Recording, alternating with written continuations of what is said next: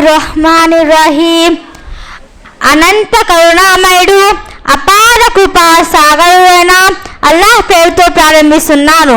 ఈ వేదికను అలంకరించిన పెద్దలకు మరి నా తోటి విద్యార్థులకు అస్సలాము అలైకుం వరహ్మతుల్లాహి వబరకాతుహు.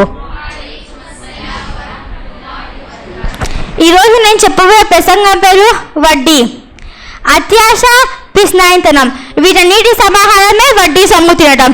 వడ్డీ సొమ్ము తినేవాడు అత్యాశ పడి ఉంటాడు. వడ్డీ ద్వారా సమాజంలో ఉన్న డబ్బు అంతా తన దగ్గరకు వచ్చి పడాలని ఆశిస్తూ ఉంటాడు. వడ్డీ తినేవాడు పిస్నాడు కూడా అయి ఉంటాడు. రుణగ్రాస్తుడైన ఏ పెద్దవాడిని కూడా కనుకరించాడు. ఒక సత్యారంలో ₹1 ఖర్చు పెట్టడానికి కూడా అతను మనసు ఒప్పదు.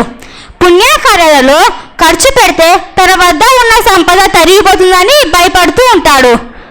నా ప్రియమైన స్నేహితులారా, వడ్డీ సొమ్ము తినేవాడు కఠినాతుడు, దౌర్జన్యపడై ఉంటాడు. న్యాయం, జాలి, కరుణ, మానవత్వం అలాంటివేవి అతనికి పట్టవు. వడ్డీ చక్రాల వడ్డీల ద్వారా ప్రజల నడ్డి విరగొట్టి వారి కష్టాజితాన్ని అనుభవించకుండా చేస్తారు. జలగమదిగా వారి రక్తాన్ని పీల్చేస్తూ ఉంటారు. అందుకే వడ్డీ నిషేధాల సందర్భంగా అల్లాహ్ ప్రత్యేకంగా ఇలా సెలవిస్తారు, లా తజ్లిమూనా వలా తజ్లిమూనా. మీరు ఒకరికి అన్యాయం చేయకూడదు, మీకు సైతం అన్యాయం జరగకూడదు.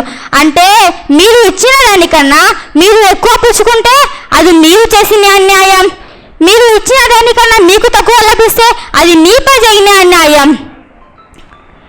అరబులో ఈ నిషేధ సొమ్ము తినే అలవాటు యుధుల మూలంగానే ప్రబలింది.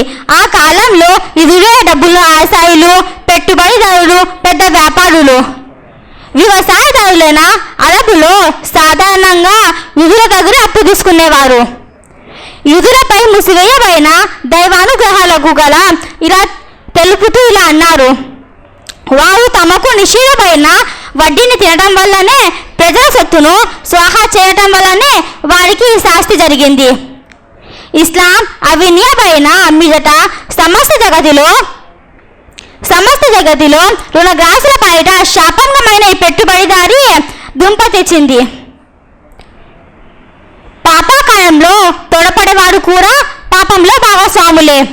అందుకే మహాప్రవక్త ముహమ్మద్ సల్లల్లాహు అలైహి వసల్లం వడ్డీ తినేవారిని, వడ్డీ ఇచ్చేవారిని, వడ్డీ వ్యవహారంపై సాక్ష్యంగా ఉండేవారిని, వడ్డీ దస్తావేజులను రాసేవారిని అందరినీ శాపించారు.